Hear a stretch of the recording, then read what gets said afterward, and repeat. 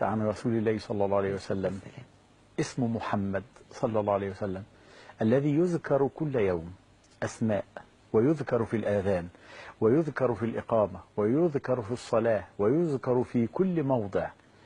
هذا النبي الذي حينما صعد ليلة الإسراء والمعراج ووقف ومعه جبريل، وجبريل يتوقف يقول له: أهنا يترك الخليل خليله يا جبريل؟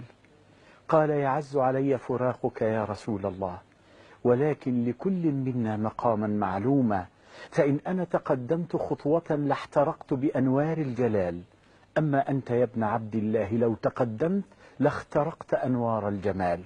ويتقدم المصطفى صلى الله عليه وسلم ويقف في الحضرة الإلهية ويسأل رب العالمين: يا رب، إن كنت اتخذت إبراهيم خليلك، وموسى كليمك، وعيسى من روحك، وأعطيت سليمان ملكا عظيما، ورفعت إدريس مقاما عليا، فأين أنا من هؤلاء؟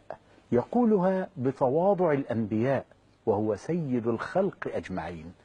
ويرد عليه رب العالمين في مكان ليس فيه ملك مقرب ولا نبي مرسل، الله ورسوله فقط.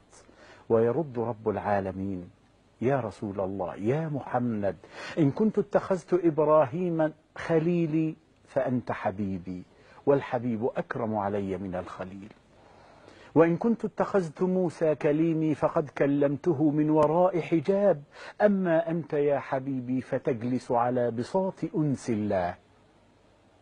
وإن كنت اتخذت عيسى من روحي فقد قرنت اسمك باسمي يا حبيبي، فلا يقول أحد لا إله إلا الله إلا قال محمد رسول الله. وإن كنت أعطيت سليمان ملكا عظيما فقد أعطيتك السبع المثاني والقرآن العظيم وسورة البقرة وآل عمران والنساء، فبعزتي وجلالي يا حبيبي ما قرأهن أحد من أمتك إلا غفرت له ذنوبه ولو كانت مثل زبد البحر وعدد الرمل والحصى.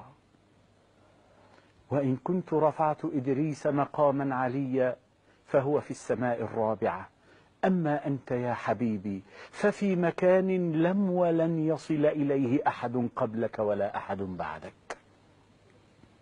سيد الخلق لا نحتفل به يوما واحدا في العام، بل نحتفل به طول العام، طول العمر، لأن رب العالمين يقول لحبيبه: وعزتي وجلالي يا محمد، لو سلكوا علي كل طريق وطرقوا علي كل باب ما قبلتهم، ما فتحت لهم حتى يأتوا خلفك يا رسول الله.